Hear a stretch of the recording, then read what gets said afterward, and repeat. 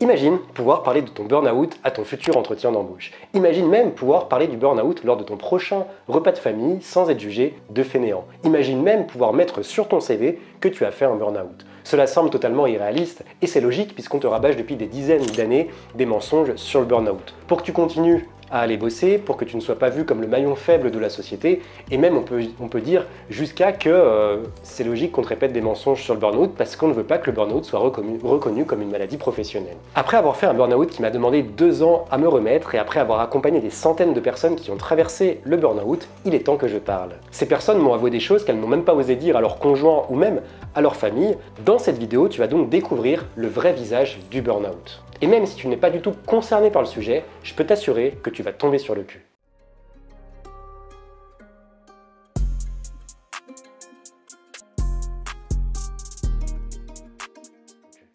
Je m'appelle Mathieu, j'ai 28 ans et je suis formateur en nutrition depuis 5 ans. Ça, c'est le visage que je montre en société et que je veux bien montrer en société. Ce que peu de personnes savent, c'est que j'ai fait un burn-out à l'âge de 23 ans à cause d'un mode de vie trop stressant, mais aussi à cause d'une hygiène de vie catastrophique. Au point même de ne plus pouvoir me déplacer et avoir la force de marcher pendant presque 8 mois, alors que j'avais à cette époque des projets plein la tête et vraiment une envie de conquérir le monde, comme on peut le dire. Donc même si je te parle de nutrition sur cette chaîne, c'est l'essence même de cette chaîne, il est important pour moi aussi de parler de santé mentale, puisque c'est évident que même si tu modifies ton alimentation, tu peux quand même puiser dans tes réserves d'énergie et avoir justement un manque d'énergie à cause d'une santé mentale qui est défaillante, et le burn-out est vraiment la pire des choses que l'on peut espérer. Et au-delà de mon expérience propre avec le burn-out, j'ai également accompagné des centaines de personnes qui ont connu le burn-out et je les ai aidés justement à retrouver une hygiène de vie correcte et surtout à optimiser leur alimentation pour retrouver un haut niveau d'énergie. C'est ce qui me permet de t'en parler sur cette chaîne.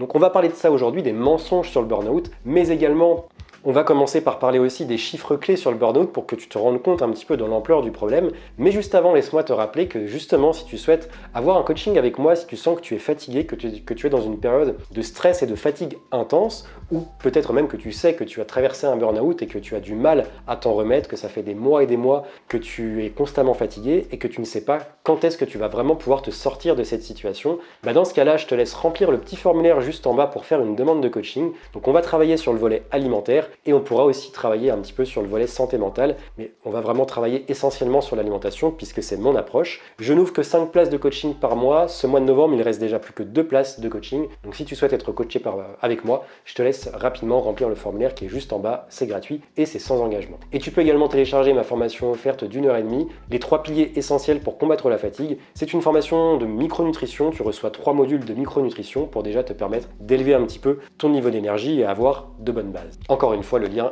est juste en bas.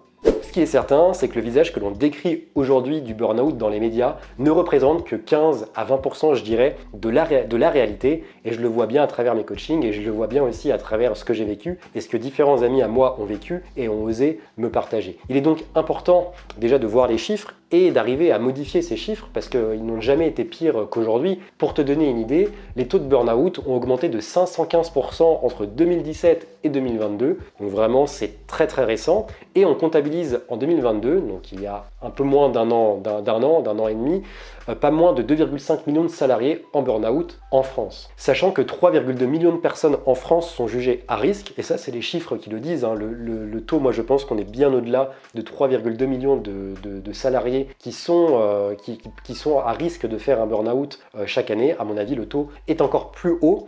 Il faut toujours savoir qu'il y a les statistiques, mais les statistiques ne sont qu'une évaluation, un baromètre, et qu'en général, on est toujours un peu plus au-dessus dans la réalité. Ce que l'on sait, c'est que 13 millions de salariés en France sont en souffrance psychique au travail, donc ça peut englober le burn-out, ça peut englober le harcèlement, ça peut englober la dépression à cause du travail. Et ce qu'on sait également, c'est que 34% des actifs en France, donc un tiers de la population française, est en pré-burn-out. Donc le pré-burn-out, c'est tout simplement la période qui précède le burn-out, donc c'est une période tout simplement où on est à 2 doigts de faire un burn-out. La plupart des personnes arrivent à s'en sortir avant, mais beaucoup de personnes malheureusement ne le voient pas arriver et tombent en plein dedans et tombent en burn-out.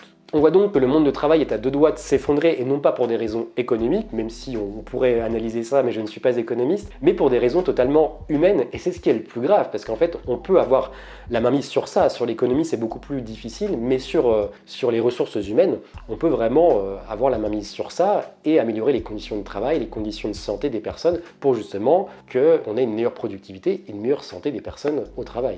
Pour revenir à des chiffres, on sait que l'Académie nationale de médecine estime à 100 000 personnes chaque année les personnes qui font des burn-out très sévères. Donc quand on parle de très sévères, on parle vraiment de burn-out qui vont avoir une atteinte physique importante et ils ne le disent pas forcément dans le rapport, mais moi je le sais, c'est des personnes qui souvent vont se déclencher des maladies assez graves, donc ça peut être des maladies chroniques, ça peut être une maladie de Crohn, ce genre de choses, mais des choses encore plus graves comme des tumeurs et des cancers, parce que lorsque le corps dysfonctionne et que le corps a accumulé des années de stress, souvent on peut en arriver à ce point-là, et ce n'est pas des cas isolés.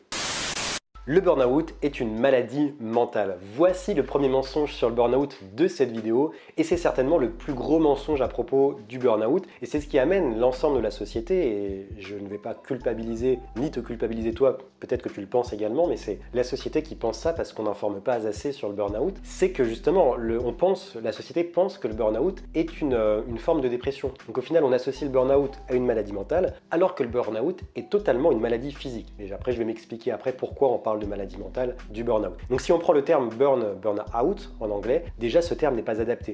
Burn-out ça veut dire brûler, enfin burn ça veut dire brûler de l'intérieur, out ça veut dire exploser. Donc si on veut faire une traduction française du burn-out, ça voudrait dire brûler de l'intérieur et ensuite exploser. Donc ça fait plutôt référence à quelqu'un qui va péter un plomb, qui va quitter son travail, qui va vraiment changer de vie pour aller élever des chèvres en pleine campagne. C'est pas du tout ça. Le terme exact en français c'est épuisement professionnel. On parle pas de burn-out en France, on parle d'épuisement professionnel, c'est déjà un peu mieux. Et moi je dirais que pour aller plus loin, il faudrait même parler d'épuisement surrénalien. Les petites glandes surrénales qu'on a au-dessus des reins, c'est ces glandes-là qui produisent essentiellement les hormones du corps et qui produisent notamment le cortisol, dont je parle beaucoup sur cette chaîne. Le cortisol, c'est l'hormone de l'éveil, c'est cette hormone qui te permet le matin de te lever, qui te permet d'aller faire ton petit déjeuner, qui te permet de communiquer avec les gens, qui te permet d'être motivé, même si la dopamine a plus ce rôle-là, mais en gros c'est une hormone qui te permet de tenir sur tes jambes le matin et de pouvoir marcher, de pouvoir t'activer, de pouvoir aller au travail. Et le burn-out, tout simplement, c'est un épuisement des glandes surrénales, donc le corps ne produit plus du tout de cortisol, donc ça veut dire que tu es incapable de te lever. C'est pour ça que beaucoup de personnes, et comme moi, je l'ai connu, décrivent le burn-out comme un moment en fait où tu es totalement à plat, tu n'arrives même plus à te lever de ton lit, et forcément que c'est un énorme traumatisme. À savoir que si tu n'as plus envie d'aller au travail, que tu te sens triste, que tu procrastines beaucoup, que tu as des troubles du sommeil, ce n'est probablement pas un burn-out, c'est une forme de déprime, voire même une forme de dépression, donc il ne faut pas confondre les deux. Après, il est évident que le burn-out peut mener à une forme de déprime, voire même à une dépression, parce qu'en fait, les personnes en burn-out vont connaître un isolement qu'elles n'ont jamais connu auparavant. Déjà, on n'a plus le cercle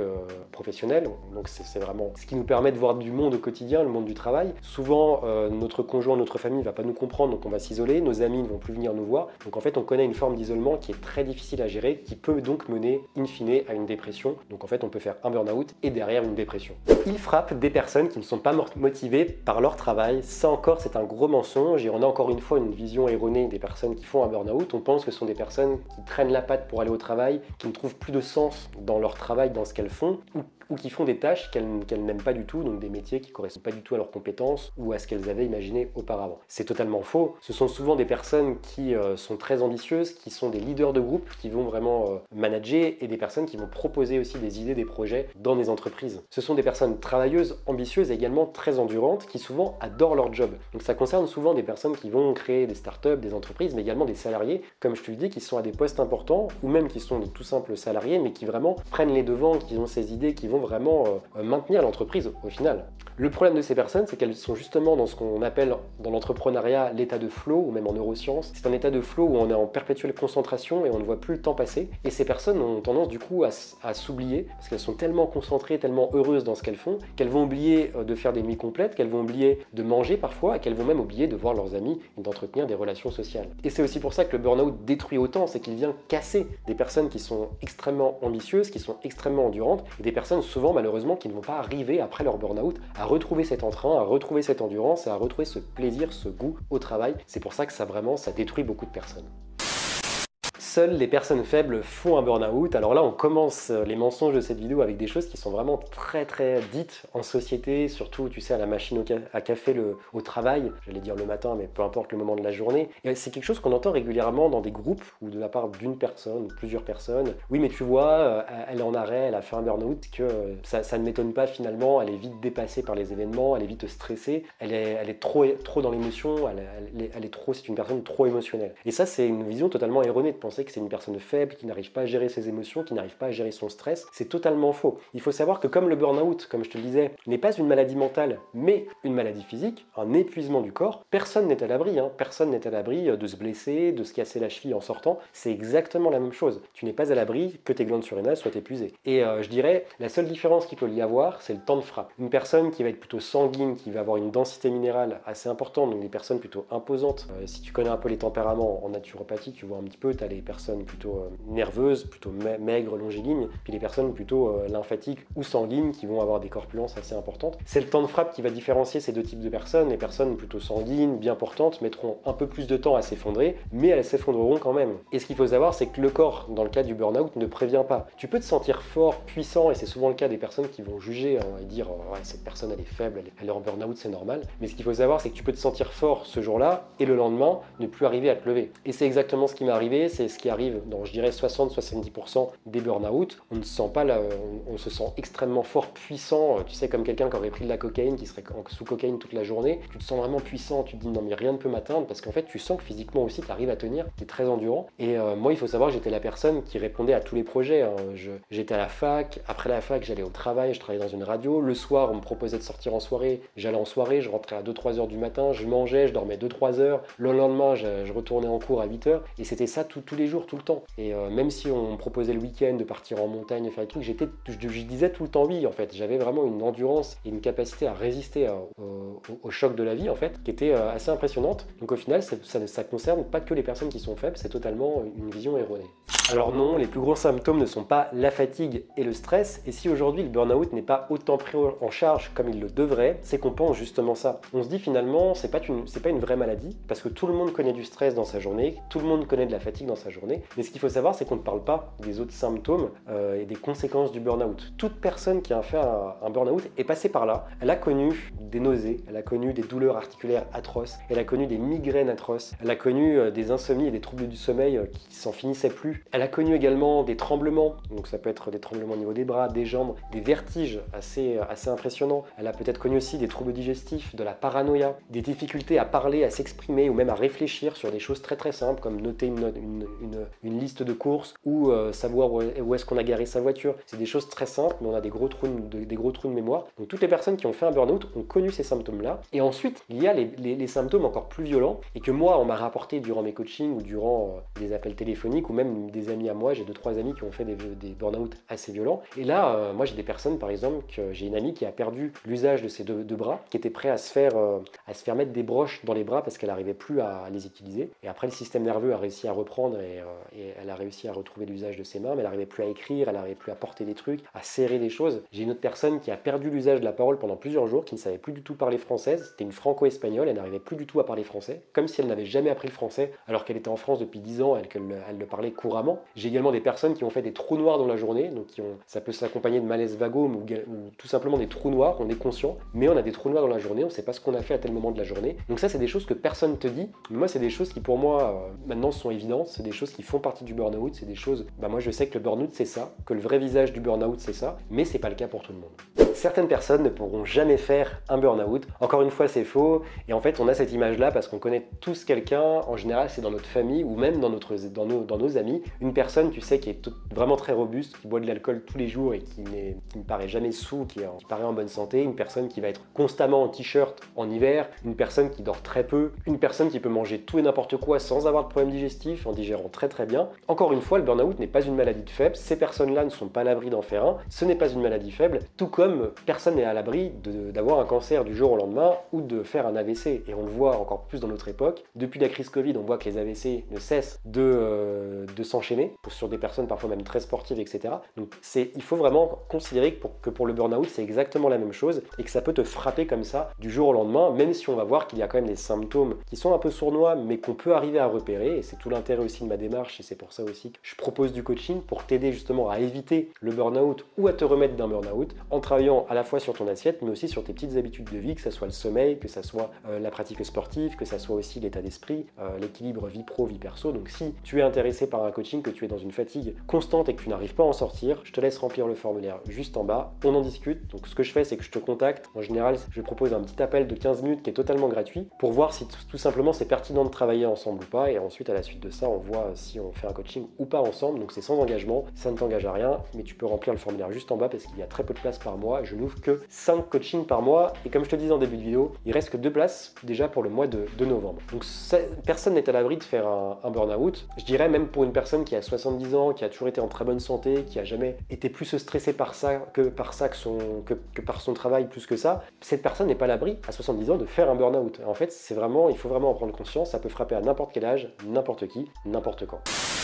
Le burn-out n'est pas une maladie de vieux, et là je vais dégommer vraiment, je vais vraiment dégommer une idée reçue sur le burn-out. Il faut savoir que faire un burn-out jeune, c'est à la fois une chance et un calvaire. C'est un calvaire, et je sais de quoi je parle puisque j'ai fait un burn-out à 23 ans. Il y a des gens qui en font encore plus jeunes, hein, on est d'accord. Et c'est un calvaire parce qu'en fait, la société pense que tu n'es pas légitime à faire un burn-out, que tu as une carrière professionnelle qui n'est pas suffisamment étoffée pour que tu sois épuisé par ton travail, et surtout qu'à 23 ans, 25, 30, tu ne peux pas finalement être épuisé. Tu peux être fatigué, tu peux avoir des périodes de fatigue, évidemment comme tout le monde, mais on pense que ton corps ne peut pas être épuisé. Et ça, c'est un problème. À la fois, c'est une chance parce qu'en fait, tu vas remettre toute ta vie en question, tu vas changer tes habitudes alimentaires, tu vas changer ton état d'esprit, tu vas faire attention à tes relations pour vraiment économiser un maximum d'énergie. Et c'est une chance parce que plus tu le fais jeune, plus tu te mets des bases solides pour avoir une vie qui va te permettre d'être épanoui et d'être en santé les prochaines années à venir. Te permettra d'atteindre la pleine santé à 30, 40, 50 ans. Et moi, je suis en train de le vivre actuellement. J'approche des 30 ans, j'ai une santé de fer, j'ai des relations incroyables, j'ai un métier qui me plaît. Et tout ça, c'est grâce, c'est peut-être bête à dire, mais grâce au burn-out que j'ai fait à 23 ans. Si justement tu te sens concerné par ça, que toi tu as peut-être moins de 30 ans et que tu te dis, je me reconnais dans l'histoire de Mathieu, c'est vrai que j'ai peu rencontré des personnes qui ont fait des burn-out aussi jeunes, j'ai peu rencontré des personnes qui ont les outils nécessaires aussi pour me permettre de sortir de cette période qui me paraît très longue, qui me paraît douloureuse, je sais pas comment je vais faire pour en sortir, pourtant j'essaye de faire du sport, de bien manger, de bien dormir, etc. Mais j'y arrive pas. Et ça, je peux te comprendre, c'est un processus qui est long, c'est un processus qui demande d'avoir beaucoup de courage et qui demande d'avoir vraiment des outils concrets que moi je peux te proposer, donc notamment des outils alimentaires, mais on pourra parler aussi de ton mode de vie, ton hygiène de vie de manière globale, te donner des petits conseils qui pourront vraiment t'aider et que personne ne pourra te dire parce qu'en fait, un médecin, un nutritionniste, tout ça, même un psychologue ne pourra pas forcément comprendre et avoir ces tips-là pour t'aider à en sortir. Donc si tu souhaites justement qu'on en parle, je te laisse remplir le formulaire juste en bas. Moi, je te passe un petit coup de fil juste derrière ou on communique par mail. On voit justement si c'est pertinent de mettre en place un coaching ensemble et let's go, on y va. Pour terminer sur ce point et pour justement alimenter cette idée préconçue, parce que tu vas me dire oui, c'est un ressenti, toi tu penses que les gens font des burn-out jeunes, une étude réalisée par OpinionWay en 2022 démontre justement que 60% des burn-out concernent des personnes de moins de 29 ans. Donc là on le sait, c'est chiffré, c'est des études qui le disent, et moi je le vois dans l'essentiel de mes coachings depuis 5 ans. La plupart des gens qui viennent pour un burn-out, je dirais dans 80-85% des cas, ce sont des personnes de moins de 30 ans, donc ça rejoint ce qui est dit dans cette étude. Le burn-out ne prévient pas. Alors c'est faux, même si j'ai dit dans cette vidéo que le burn-out frappe sans qu'on s'en aperçoive, il peut justement arriver à n'importe quel moment. En vérité, c'est pas exactement vrai. Il y a quand même des symptômes qui en fait peuvent paraître anodins par rapport aux symptômes qui surviennent après le burn-out. Pour eux, sont vraiment équivoques et qui sont très violents. Les symptômes de pré-burn-out sont très vicieux et très anodins. Et c'est très difficile de venir les identifier. Mais ils sont quand même là. Ça peut être des vertiges, ça peut être des périodes de fatigue qui sont prolongées sur des périodes assez longues, ça peut être des douleurs inhabituelles, ça peut être des insomnies, ça peut être des maux de tête, voire des migraines, ça peut être aussi de la nervosité. On est souvent nerveux, on a souvent tendance à s'énerver auprès des gens autour de nous. C'est toutes ces petites choses-là qu'il faut arriver à identifier. Et le problème, c'est qu'on n'est pas suffisamment à l'écoute de notre corps, on n'est pas à l'écoute de notre corps. Et au final, on n'arrive pas souvent à identifier ces phénomènes-là, où on se dit on essaie toujours de raccrocher ça à un événement particulier de notre vie, et on arrive toujours à prendre des événements qui vont correspondre finalement à ces symptômes-là. Et on va jamais se dire, en fait, je suis en pré-burn-out ou je peux faire un burn-out dans pas longtemps. Il faut donc arriver à être suffisamment à l'écoute de son corps et encore une fois, c'est en modifiant ses habitudes de vie, c'est en mangeant mieux, c'est en faisant des petits sports doux qui vont permettre d'être plus à l'écoute de son corps. C'est toutes ces choses-là qui vont permettre d'être plus à l'écoute de tous ces petits symptômes et aussi prendre la mesure des reproches que vont nous faire ou des remarques que vont nous faire notre entourage sans les prendre pour nous, sans culpabiliser en se disant ok, je vais peut-être, si cette personne a identifié ça, si elle me dit aussi la même chose, c'est que peut-être finalement il y a quand même un problème. Le burn-out n'est pas uniquement une maladie professionnelle, c'est un épuisement, point. D'ailleurs, on parle de plus en plus de burn-out parental, on en parle beaucoup en Europe, un peu moins en Asie ou aux États-Unis, mais en Europe on en parle de plus en plus et ça touche essentiellement des femmes seules qui se retrouvent seules avec leurs enfants, qui doivent éduquer leurs enfants et qui doivent gérer un travail à côté et qui finalement sont totalement submergées. Mais il n'y a pas que le travail qui peut être une source de stress chronique et donc de fatigue et de burn-out. Ça peut être un contexte familial justement qui est compliqué, ça peut être également une pratique sportive qui est trop intense. Et les personnes qui vont faire un burn-out par rapport à ces choses-là sont en danger parce que finalement on leur rabâche que le burn-out est une maladie professionnelle. Donc quand ça va leur arriver, elles vont pas forcément se dire je suis en train de faire un burn-out et à partir de là, comment veux-tu accompagner une personne qui n'a pas conscience qu'elle est en burn-out et comment veux-tu accompagner aussi une personne parce que les médecins vont se dire en fait un burn-out c'est uniquement dû au travail, ça peut pas être dû à une charge parentale trop importante, ça peut pas être dû à une pratique sportive trop importante et j'en suis l'exemple même, j'ai fait un burn-out à cause de mes études et à cause d'une hygiène de vie, donc que ça soit alcool, alimentation, drogue, etc. Moi c'est survenu à cause de ça, à cause de trop de sport également, c'était un mix un peu de tout et c'est pour ça que j'ai pas compris ce qui m'arrivait et que aucun médecin au début n'a réussi à mettre les mots sur ça. Il y a une seule personne qui a réussi au bout de 3 mois à me dire tu es peut-être en burn-out, c'est comme ça que finalement a émergé tout ça. Et c'est pour ça qu'il faut arrêter de dire que le burn-out est une maladie professionnelle, le burn-out est un épuisement, point barre, et après il peut y avoir différentes sources d'épuisement. Le burn-out n'existait pas il y a un siècle. Encore une fois, c'est faux. Alors évidemment, le burn-out est apparu dans les années 1974-1975 par des travaux du psychiatre Freudenberger qui a commencé à parler du burn-out. Mais c'est pas parce qu'il a commencé à en parler à cette époque-là que le burn-out n'existait pas à l'époque. À l'époque, la médecine du travail n'existait pas, le syndicalisme n'existait pas non plus. Le seul moyen finalement, lorsqu'on était épuisé par le travail de s'en sortir, c'était de quitter son job, de se retrouver au chômage et de se retrouver sans ressources. Parce que je suis même pas sûr que le chômage existait il y a si longtemps que ça. Donc en fait, on était complètement sans ressources. Et moi, c'est ce qui fait que j'ai eu en coaching des personnes de plus de 60 ans qui m'ont dit moi j'ai fait un burn-out quand j'avais 30 ans à l'époque, mais sauf que personne n'en parlait, les médecins n'en parlaient pas, et c'est des personnes qui forcément m'ont dit derrière, moi j'en ai refait un à 40, j'en ai refait un à 50, et moi je les reçois en coaching à 60 ans, elles sont dans un état de santé catastrophique parce qu'en fait elles ont accumulé des burn-out, et un burn-out c'est déjà quelque chose qui est extrêmement violent pour le corps, on peut pas en faire 15 000 à la suite. Donc on peut dire qu'on a tout simplement mis un mot, donc notamment aux États-Unis, on a mis un mot sur une maladie qui existait déjà il y a plusieurs siècles auparavant, et je suis sûr que c'est quelque chose qui existait même il y a des milliers d'années, parce qu'en fait le burn-out, on pense que c'est un pétage de plomb, que c'est une fatigue qui est due au stress qu'on a aujourd'hui, mais les Égyptiens qui construisaient les pyramides, les ouvriers qui construisent les stades à Dubaï, ils connaissent ça, je veux dire, il y a des gens qui meurent en travaillant trop, ça a toujours existé et ça existera toujours, donc c'est pas quelque chose de nouveau au final. On aime dire également que la France est un pays de fainéants et qu'il y a peu de burn-out en France. Alors déjà, au début de cette vidéo, j'ai parlé des chiffres, donc tu vois qu'il y a quand même 3,2 millions de personnes qui sont à risque chaque année et 2,5 millions de personnes qui font un burn-out chaque année, et encore ça reste des études, je pense qu'on est bien au-delà, comme je te le disais dans cette vidéo. Évidemment, il y a plus de burn-out aux États-Unis et en Asie, ça on le sait, que les gens font 300-400 heures par semaine parfois et qui meurent même d'épuisement, mais on ne peut pas comparer ces pays-là. On sait qu'aux États-Unis et surtout dans les pays d'Asie, il y a une vraie culture de l'entreprise où l'entreprise est presque plus importante que la sphère familiale. Rien qu'en disant ça, si tu es européen ou français, ça te choque, je pense déjà, parce que nous on met pas l'entreprise au centre de notre vie, même si on a une valeur de travail importante, on va pas forcément la mettre au centre de notre vie. On a quand même tendance à mettre davantage les amis, la famille, nos projets perso au centre de notre vie, ou même si l'entreprise est importante, de pas se donner corps et âme pour celle-ci. On ne peut pas dire donc qu'il y a moins de burn-out en France, mais c'est surtout qu'en France, il y a un code du travail qui interdit de faire au bout d'un moment plusieurs dizaines d'heures supplémentaires, alors qu'au Japon, par exemple, on peut faire 100 heures, 200 heures, 300 heures d'heures supplémentaires sans aucun problème, et surtout qu'on ne va pas s'investir corps et âme comme on peut le faire aux États-Unis ou dans les pays d'Asie, dans notre entreprise.